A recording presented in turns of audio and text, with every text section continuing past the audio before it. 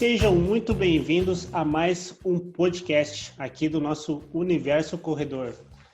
Então, hoje vamos falar de um tema, eu posso dizer assim, um tema muito recorrente. Para quem está nos escutando aqui no Rio Grande do Sul, então e é do litoral, vai gostar muito, né? Então, e você também que mora no litoral vai se identificar bastante com o nosso tema de hoje. Mas antes da gente começar esse tema muito bom, eu vou apresentar aqui os guris que estão sempre aqui conosco, né? Trazendo muito conteúdo para vocês. Então começamos aqui com o Nestor. Fala, Nestor. Olá, corredores e amantes da corrida de todo o Brasil. Tudo bem com vocês? Isso. E aí, Fabrício? Fala, pessoal. Tudo certo? Como é que estão? Fala aí, Felipe. Olá, corredores e corredoras. Tudo bem com vocês? Vamos para mais um episódio aí do nosso Universo Corredor.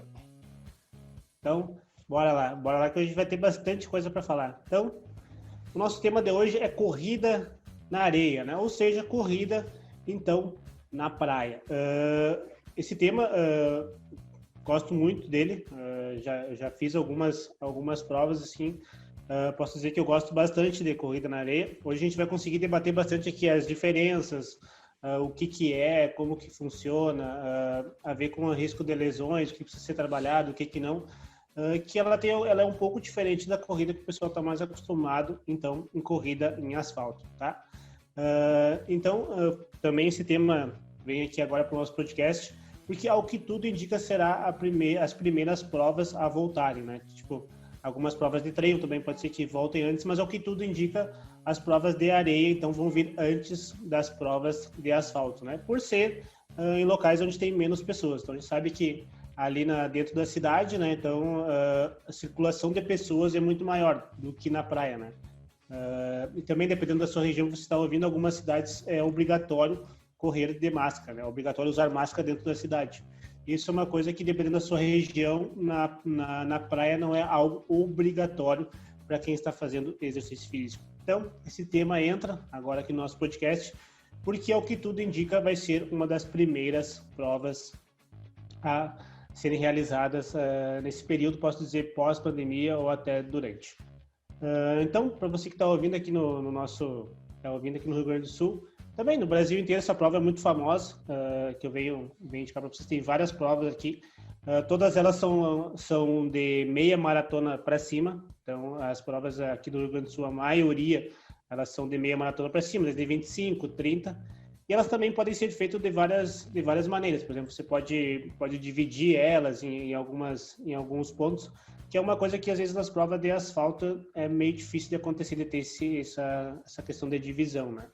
Então, um exemplo muito bem que a gente tem aqui, que é uma prova famosa em todo o Brasil, mas aqui no Rio Grande do Sul ela é mais ainda, que é a prova da TTT. Então, que é a travessia de Torres a Tramandaí.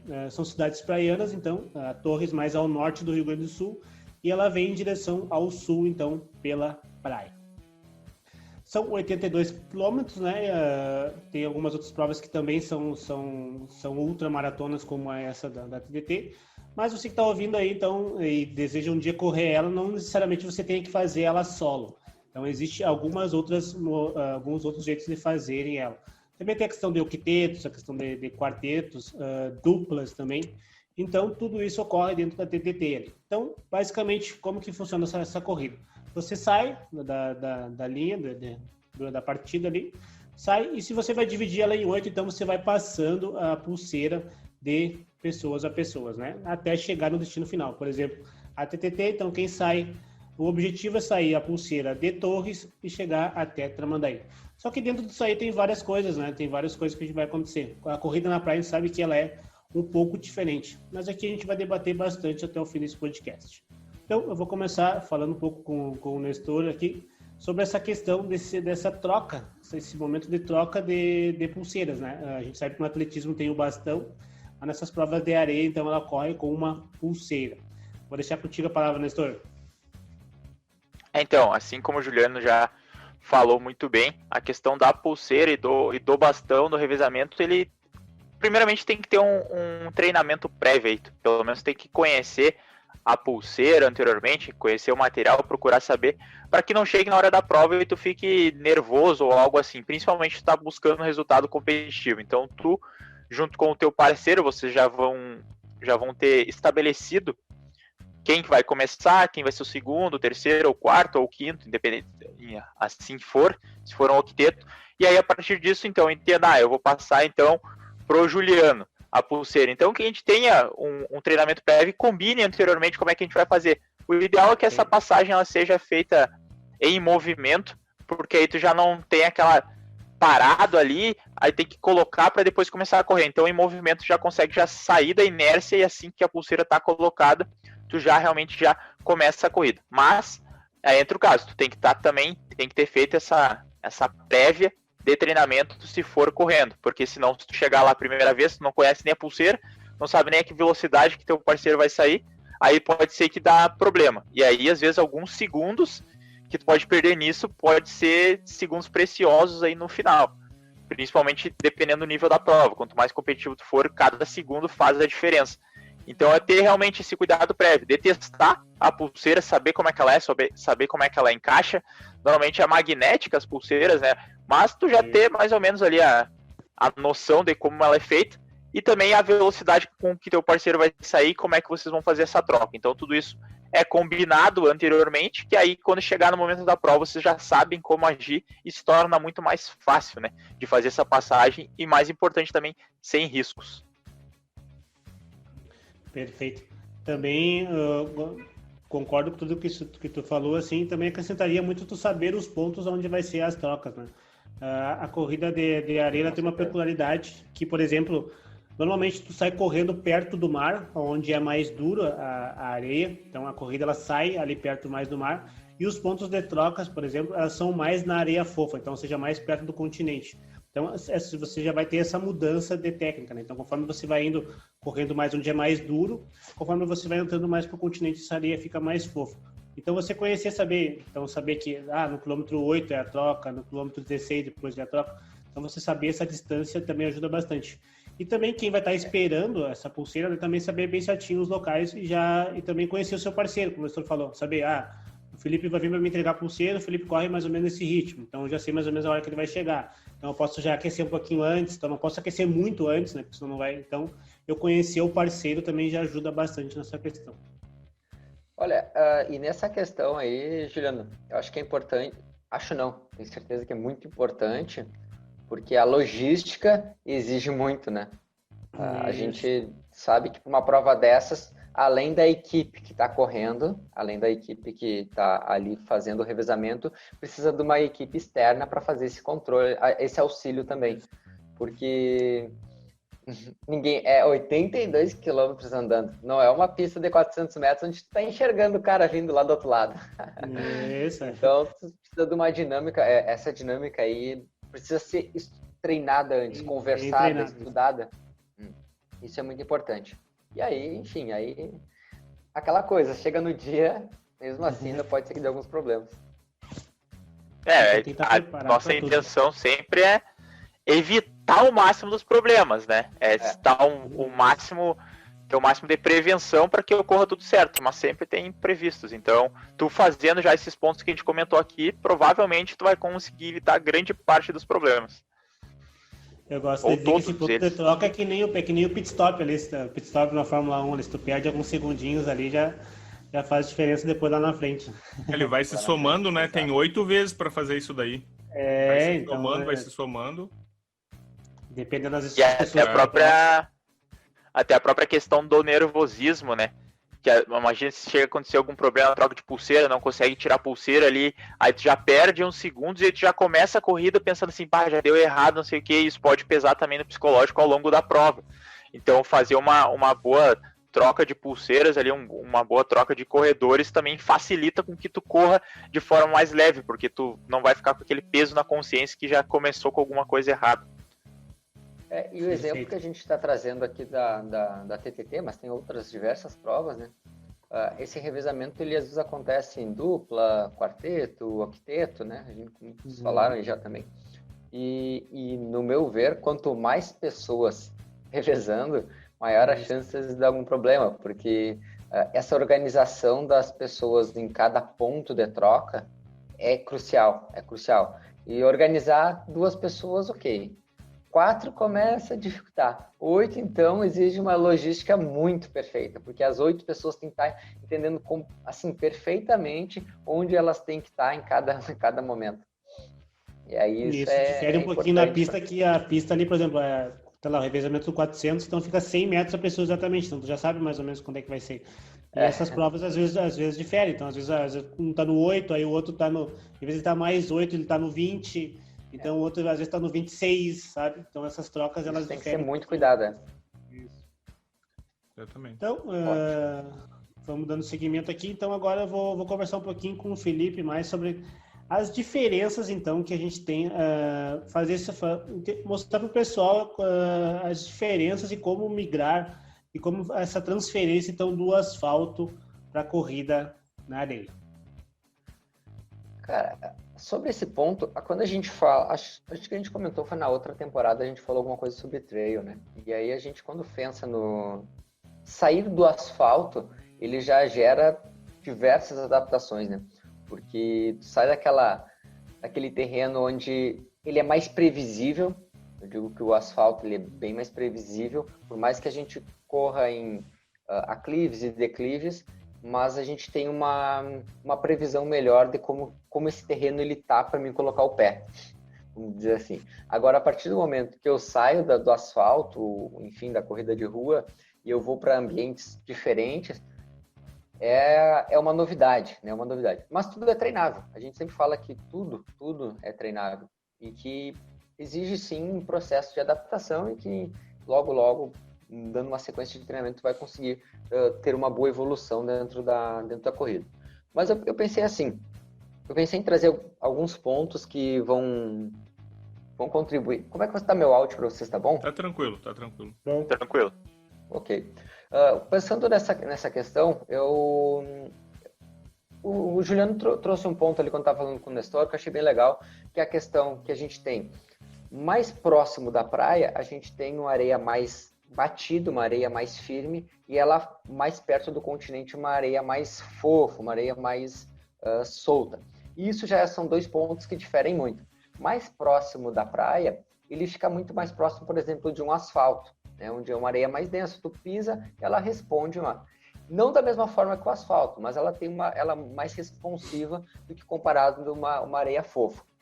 A areia fofa, ela vai ter diferentes situações, né? Quando tu pisa, além de amortecer, ela também vai fazer diferentes movimentos de instabilidade, principalmente com aquela articulação ali do tornozelo. Então, um cuidado muito importante nesse ponto aí é sempre uma cautela muito grande quando estiver correndo mais próximo do continente. Nesse aspecto, tanto técnico quanto físico também é muito importante.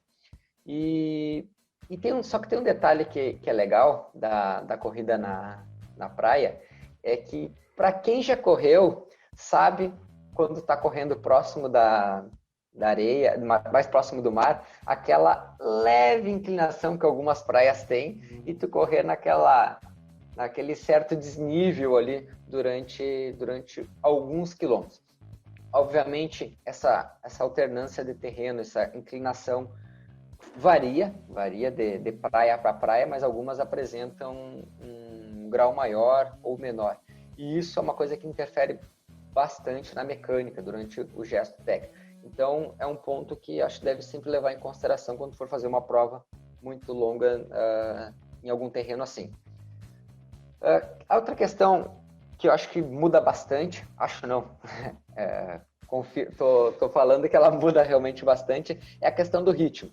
O ritmo de corrida no asfalto para a corrida na areia, e até mesmo num trail como um todo, a pessoa tem que desapegar um pouquinho ao ritmo. Aqueles amantes de pace, eles têm que se desapegar, não adianta.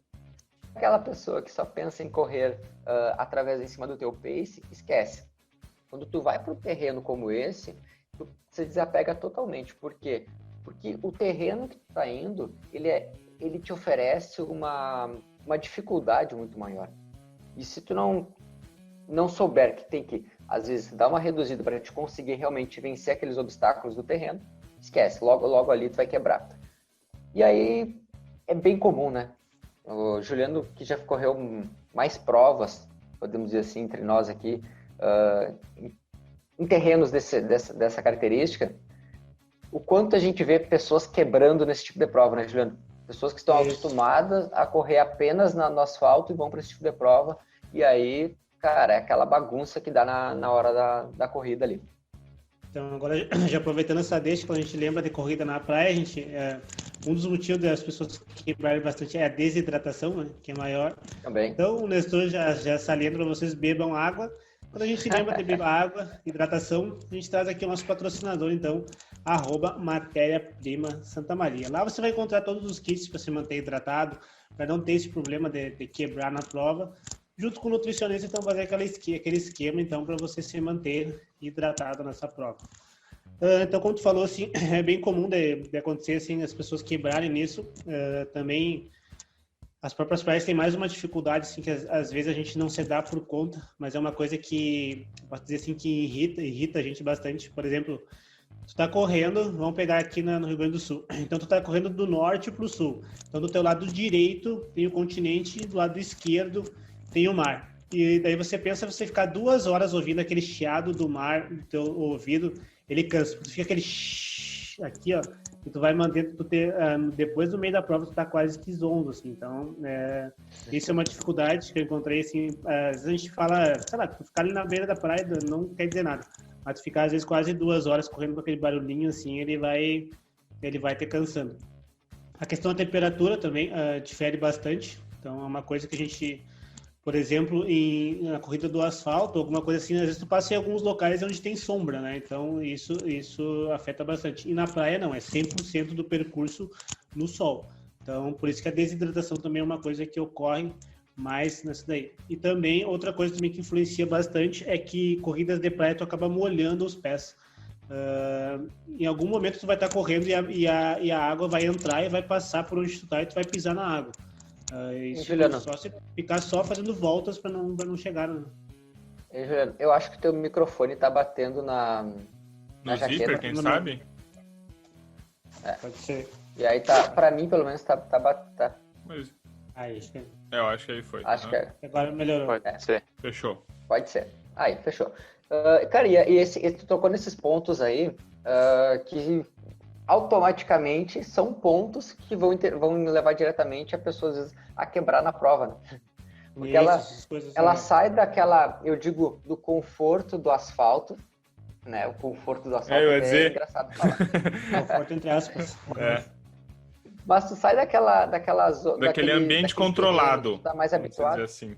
Ambiente mais controlado, podemos dizer assim. E tu vai para um ambiente que é totalmente novo para ti, se tu não se preparar para ele, pode ter certeza que vai trazer diferentes ocasiões na tua corrida e a chance de tu quebrar é grande se não estiver preparado para isso. Tem mais outra coisa que acontece tipo, eu falei, então, tipo, tem mais coisas, tem mais adversidades do que no asfalto. Deixa eu dizer, tipo, tem algumas coisas que às vezes passa despercebido, tipo, essa questão do barulho é uma coisa que passa despercebido, assim, só quando tu tá lá fazendo mesmo que tu vê que essa é uma questão que vai atrapalhando, assim, o sol também atrapalha bastante, né, dependendo do horário que tu tá trabalhando, que tu tá correndo. Então essas coisas vão acontecendo. E uma dica que eu deixaria para encerrar essa parte, além desses pontos que a gente já traçou ali, que vão influenciar, que são diferentes da técnica lá na corrida do asfalto para a corrida de areia ali, e acho que o Fabrício pode depois trazer um pouco mais nesse ponto ainda, principalmente, pensa no treinamento de força, tá? Você vai estar se preparando para uma prova de corrida de areia. Foca no treinamento de força, porque vai te ajudar muito lá. Saiba que tu vai ter que fazer muito mais força na areia comparado na corrida de rua. Então, foca no fortalecimento e aí os benefícios que esse treino de força vai te trazer, a gente pode falar agora mais adiante ao longo do podcast. Então nós vamos entrar agora nessa questão do fortalecimento também da fisioterapia preventiva, vou deixar para o Fabrício. Então, com o patrocínio de @iort.sm e @capfitacademias, deixa a palavra contigo, Fabrício. Então essa parte é bem interessante, porque justamente quando tu vai fazer uma primeira prova assim e tu não fez, tu vai encarar todos os desafios que foi citado até agora. E uma coisa interessante é que se tu não se preparar e esperar descobrir na hora como é que vai ser, tu pode ter certeza que vai ser bem complicado o trajeto. Porque quando a gente pensa em mudar de ambiente, mudar de solo, de superfície, a gente não está falando de uma rua e de uma brita. A gente está falando de uma rua e de uma areia, que é uma coisa bem diferente, né? Então, assim como o Felipe falou, a mudança de variação de aplicação de força durante uma passada e outra pode mudar muito, né? Uma hora eu estou pisando numa parte mais... numa pisada eu estou pisando numa parte mais responsiva, numa areia mais compacta. Na próxima eu estou pisando numa areia compacta com água e na outra eu posso estar pisando numa areia fofa, né? Então, 3 pisadas diferentes pode estar em 3 situações diferentes, né? E tu tem que ser capaz tu tem que ter a capacidade de aplicar força diferente na necessidade que precisa, sabe? Então, isso não é uma coisa que tu vai aprender em uma semana, né? Então, tu tem que realmente ter uma adaptação de corrida, a mesma como que a gente bate em ter adaptação para o trail, tu vai ter que ter adaptação para correr na areia. Em Santa Maria a gente tem um problema que a gente não tem muita areia para fazer essa adaptação, né? Então essa adaptação tu tem que ir um pouco mais pro trail, tu tem que buscar uma terra um pouco mais fofa, né? Tu tem que achar algumas saídas para tentar se aproximar um pouco mais da areia e tem que fazer principalmente o fortalecimento do pé, né? É uma coisa que na corrida, no asfalto, a gente não nota tanto a necessidade prática, né? A gente só nota essa necessidade quando a gente aumenta muito o volume, a gente vai mudar um tipo de pisada, ou a gente está treinando um pouco mais subida, aí que a gente vai sentir um pouco mais o pé. Mas se tu inventar de sair do asfalto e não se preparar fisicamente, principalmente o pé, aí tu vai sentir cãibra, é bem comum sentir cãibra no pé, a variação de instabilidade vai variar bastante, né? Tu vai ter uma mudança ali na estabilidade. Por exemplo, tu tá correndo pro lado esquerdo para o mar, o teu pé esquerdo vai estar fazendo uma pronação, e o teu pé direito vai estar fazendo uma supinação. Isso toda hora, toda mudança. Então, um pé faz um movimento diferente do outro pé. E tu tem que ser capaz de estar preparado para esse tipo de adaptação, né? Então, fazendo uma coisa gradual, né? Na praia, a parte boa é que a gente não vai ter tanta subida e descida, mas os nossos desníveis vão ser sagitais, né? Em vez de ser frontais, vai ser um outro tipo de desnível que normalmente na corrida a gente não está tanto habituado, tá? Então, o fortalecimento tem que estar muito bem feito. Panturrilha também vai ser exigida bastante, principalmente na área fofa, né? Porque tu vai utilizar mais ela, porque tu vai precisar de mais potência, mais força para fazer a propulsão para frente. Então, e na física preventiva, basicamente, treinar a propriocepção, alterar solo, fazer muito alteração de velocidade, né? Então, em momentos tu vai fazer uma velocidade bem a menos, uma mais força. Então, essa mudança de velocidade que tu vai fazer, tu vai precisar para tentar manter um pace um pouco mais homogêneo, né? Não que tu vai conseguir fazer aquele pace, como o Felipe falou, aquele pace de corrida, de rua, mas para te deixar ele um pouco mais homogêneo, vai ter uma hora que tu vai ter que botar mais força, uma hora que tu não vai precisar botar tanta força. Então, essa variação tão grande, ela tem que ser treinada. E ela tem que ser treinada ali uns 6 meses antes, a gente já tem que estar começando a se preparar, né? Para tu conseguir ter uma eficiência lá e não ter nenhum risco assim acentuado de se lesionar. Assim, se tu acha que eu gosto de brincar, se tu acha que tu faz força correndo no asfalto, saiba, olha, multiplica o quanto de força tu vai ter que fazer na areia ou até mesmo, por exemplo, num tipo de trail, se for uma corrida de montanha, sim, enfim. Multiplica essa força que vai ser exigida do teu corpo. Bastante mesmo. Por exemplo, para mim, a diferença de ritmo, assim, para mim, dá de quase 30 segundos, assim, tipo, antes, quando eu fui fazer a prova, ali eu conseguia correr ritmo 5, relativamente tranquilo, a distância que tinha que correr ali, que era os 25K ali por perto, então eu conseguia fazer relativamente tranquilo, na casa dos 5. E no dia lá, então, eu posso dizer que eu apliquei, tive aquele mesmo cansaço, para manter a ritmo 5:30. Então, tipo, já de A 5 tua percepção de esforço é muito maior, né? Muito maior. Que realmente tu acaba pisando e afunda o pé. Essas coisas fazem bastante diferença. Outra coisa também que eu quero deixar... Você quer complementar alguma coisa, Fabrício? Não, eu só ia fazer uma outra pergunta e seguir um outro caminho, mas pode continuar aí, depois eu faço. Tranquilo. Então, quando a gente lembra da corrida também na corrida na areia, assim, a gente lembra muito dos acessórios. Os acessórios são muito importantes. Quando a gente lembra do acessório fitness, então, tem na @loja-bem-store. Então, siga no Instagram lá que vocês vão ter bastantes acessórios para ajudar nessa parte fitness. Então, legal. Só, agora que tu falou dessa história, agora acho que a pergunta é pertinente, porque é justamente sobre isso que eu ia falar. Eu ia perguntar para você do acessório que infelizmente não tem na loja Bem Store, né, que é o tênis, que eu acho que é o único que não tem, mas enfim. Que é, vocês usam o mesmo tênis para correr na rua e na areia? Agora eu fiquei na dúvida. Acho que dá para mudar um pouco o tênis ou vocês usam o mesmo? Porque imagina um tênis um pouco mais mole e aí tu vai botar na grama e aí vai ser mais força. Será que um tênis um pouco mais firme não seria uma ideia? Não sei, agora eu fiquei na dúvida. Eu fiz ao contrário, eu usei o tênis que tem menos efeito rebote na areia.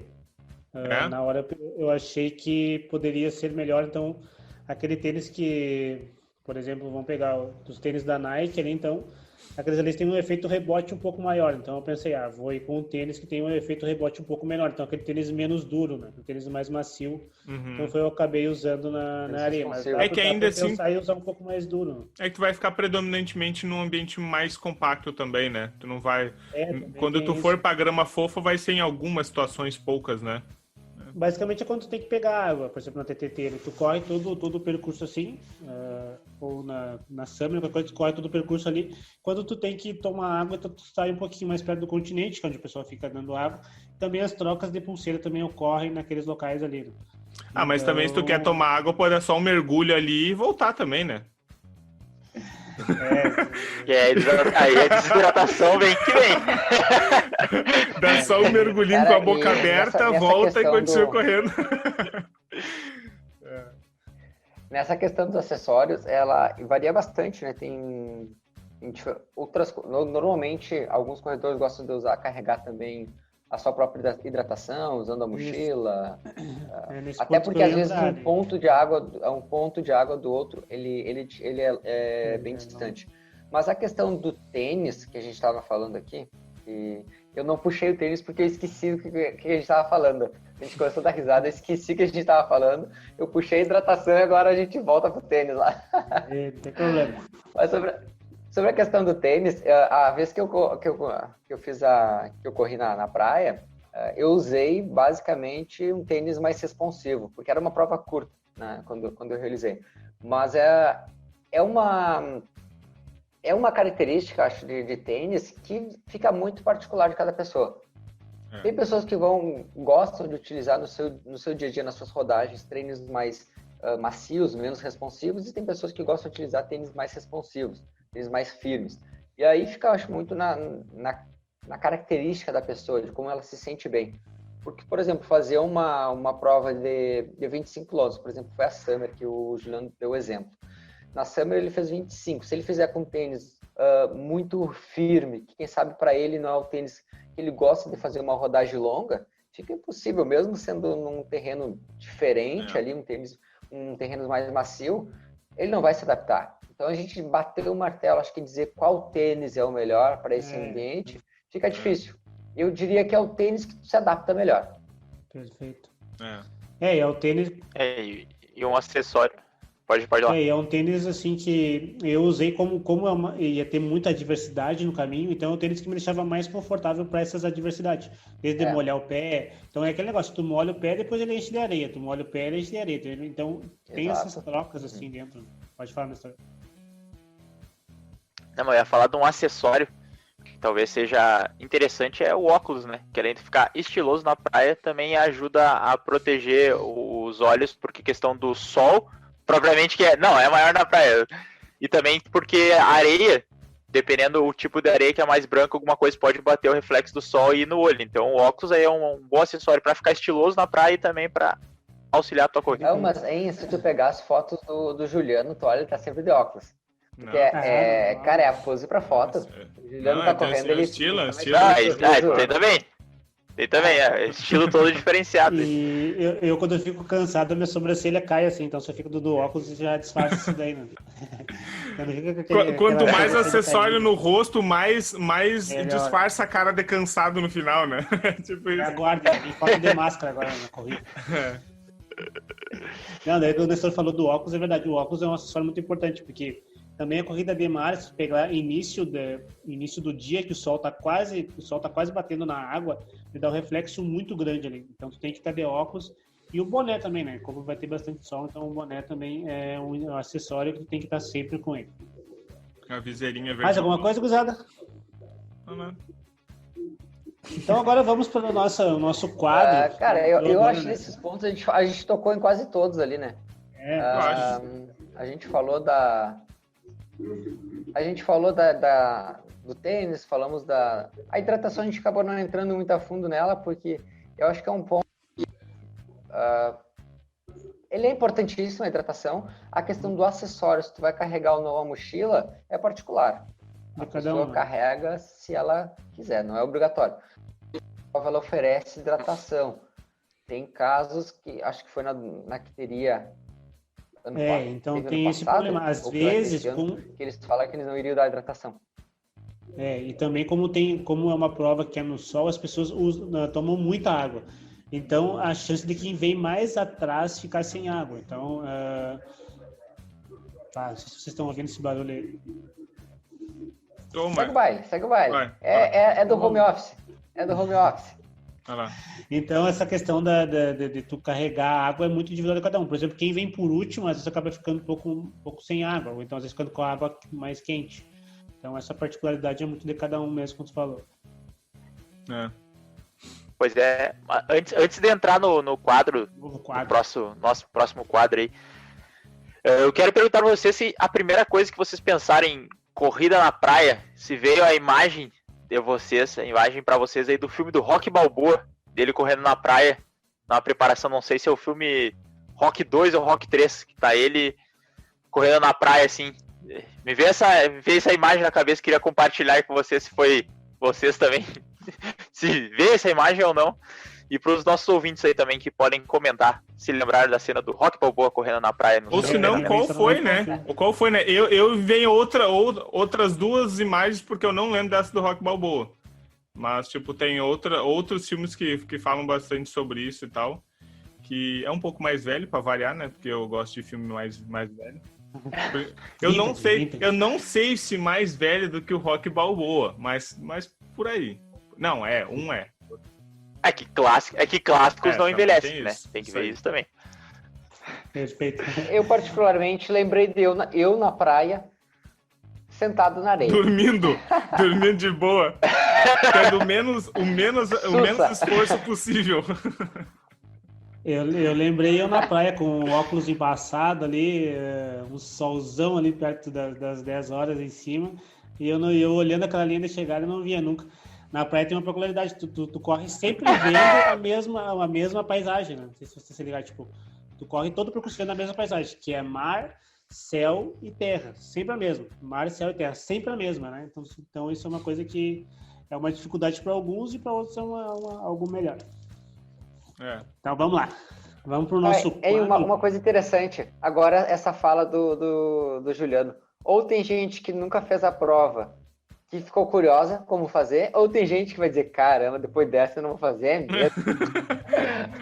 Vai ter curiosidade. Olha, mas eu acho que toda prova tem suas partes boas e as partes ruins, né? Partes ruins, Eu tenho certeza que quem não foi...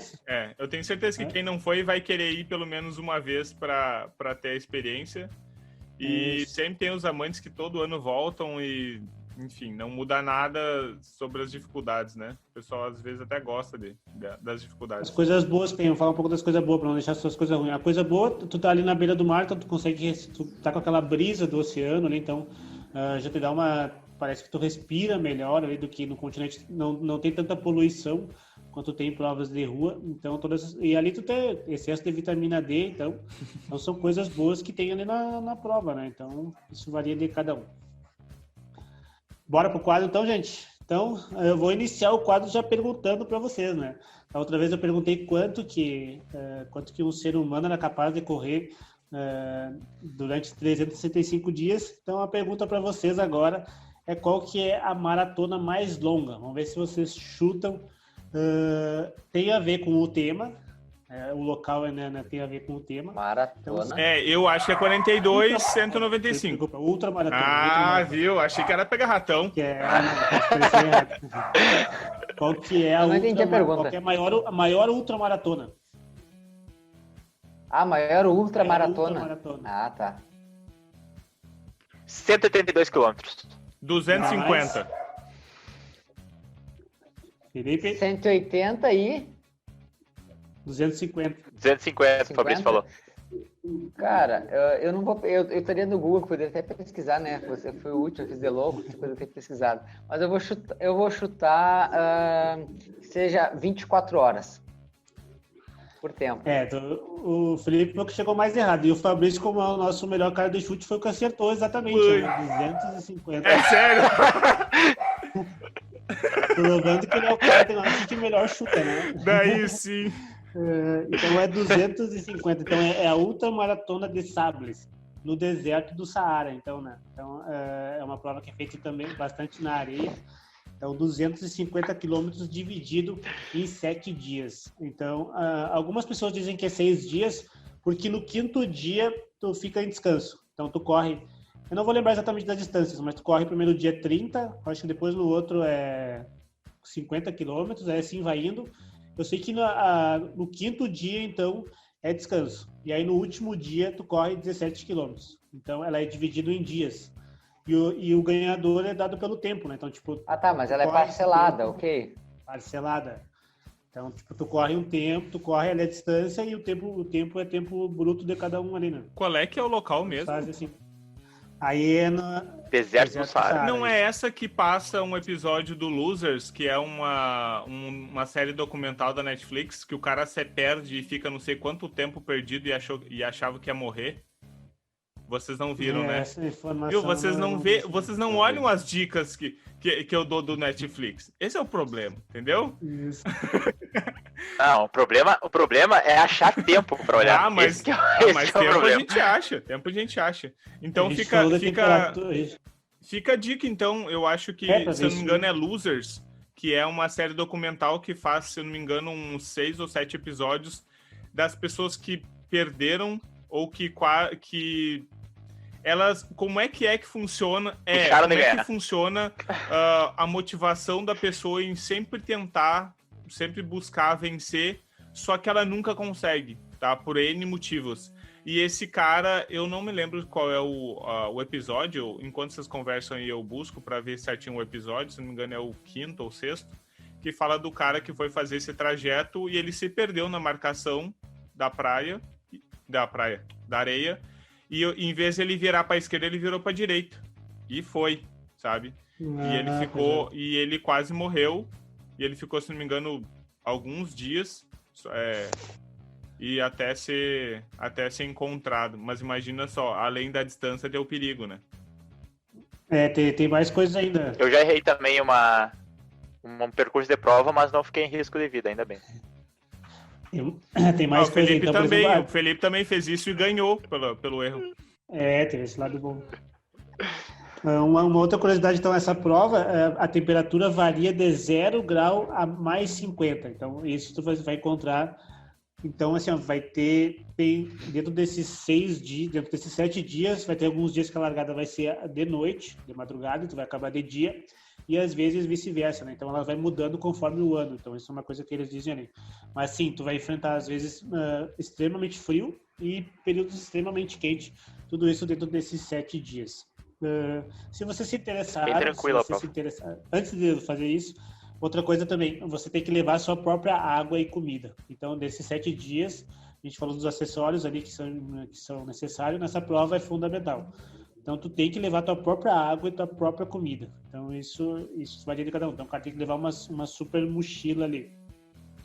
E também se vocês... E ele, só uma pergunta, ele tem que carregar a mochila durante a prova ou não? Carregar a mochila com água e comida. Não tem água nem comida durante a prova. Só quando tu terminar isso, aí sim, aí eles dão comida, tipo, tem um super banquete, um super jantar. Até a biografia que eu tava lendo do cara que fez essa prova, um brasileiro, ele tava dizendo que a maior felicidade dele foi no quinto dia, no quinto dia, que era o descanso, que o pessoal foi lá e levou 2 litros de Pepsi para eles, né? Ele disse que aquele 2 litros de Pepsi desceu, que foi uma beleza. Então, se vocês se interessaram em fazer essa prova, né? Eu acho que todos nós que se interessamos em fazer essa prova, basicamente você tem que gastar R$ 7.500 para se inscrever nessa prova, né? Tem alguns itens obrigatórios que tem que levar lanterna, tem que levar apito, tem que levar essa mochila, tem que levar sua própria água, sua própria comida. Mas o que eu consegui ler nessa biografia do cara, disse que é uma prova, assim, inesquecível mesmo, nesse sentido, né? Tem problemas nela, então, tipo, é uma prova que já teve mortes. Então, tu tem que escrever um termo lá, tem que assinar um termo que tu é responsável, porque já aconteceu morte dessa questão da temperatura, desidratação, enfim. Mas se vocês quiserem participar dessa prova, então, Ultramaratona de Sables, no Egito, no deserto do Saara, 7.500 a inscrição. Eu acho que é essa prova aí mesmo. Pelo menos, se eu errar, eu errei por pouco. E o episódio 5, Sem Rumo no Deserto. E o cara ficou 9 dias esperando ajuda depois de ter errado o caminho. Só isso aí. Beleza. Ainda bem que ele levou a própria água e a própria... Então pode ser esse momento bad agora para dar uma levantada. Vamos lá, né, Nestor? Dar aquela frase motivacional para a galera, que já tá todo mundo esperando, né? Então vamos lá. A frase de hoje é do Mark Twain. Ele é um escritor já falecido. E a frase é a seguinte: o que nos causa problemas não é o que não sabemos, é o que temos certeza que sabemos e que ao final não é verdade. Então, muitas vezes aí porque é isso, né? Se tu não sabe sobre aquela coisa, tu não vai com sede ao pote, porque tu não sabe o que tu tá fazendo. O problema é quando tu acha que sabe, aí tu vai e aí tu percebe que não é aquilo. Então, esse é o verdadeiro problema que acaba te causando. E essa é a nossa reflexão do dia de hoje. Reflexão da Se prepare semana, antes, né? principalmente se tu não sabe onde que tu tá, o que tu vai ser exposto. Pisando. Exatamente. Onde é que tu não sabe onde é que tu tá pisando? Pegando areia como Isso aí. tema de hoje. Show de bola. Isso aí. Então vamos chegando aqui na parte final. Acho que a gente conseguiu trazer bastante coisa sobre essa corrida na areia, toda essa corrida de praia e coisa e tal. Para você que não correu, então a minha dica é experimente fazer, com todos os cuidados, obviamente. A gente deixou bem claro essa questão do fortalecimento, de conhecer o local, enfim, de treinamento específico para isso.